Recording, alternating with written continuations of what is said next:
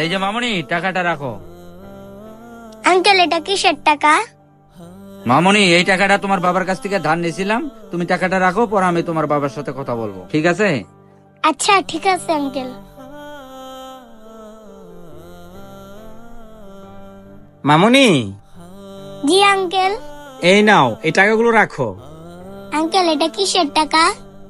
মামুনি, তোমাদের দোকান থেকে কিছু সদাই বাকি নিয়েছিলাম, ওই টাকাটা দেওয়া হয় নাই, তা টাকাগুলো দিয়ে গেলাম। তুমি টাকাগুলো রাখো, আমি তোমার বাবার সাথে পরে কথা বলে নিব।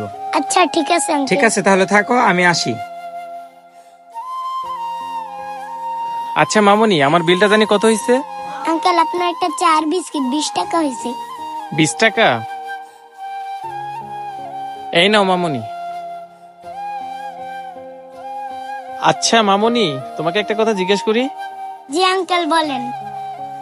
বলছিলাম কি মামুনি, তোমাদের এলাকার লোকজন অনেক সৎ, তাই না?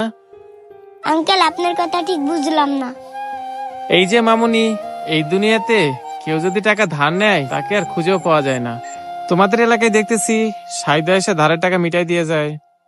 ও এই কথা আঙ্কেল, ওনারা সৎ কিনা জানি না, তবে ওনারা অনেক ভালো মানুষ। সৎ না ভালো মানুষ? মামুনি, তোমার কথা কিছুই তো বুঝলাম না, আমাকে একটু বুঝিয়ে বলো তো।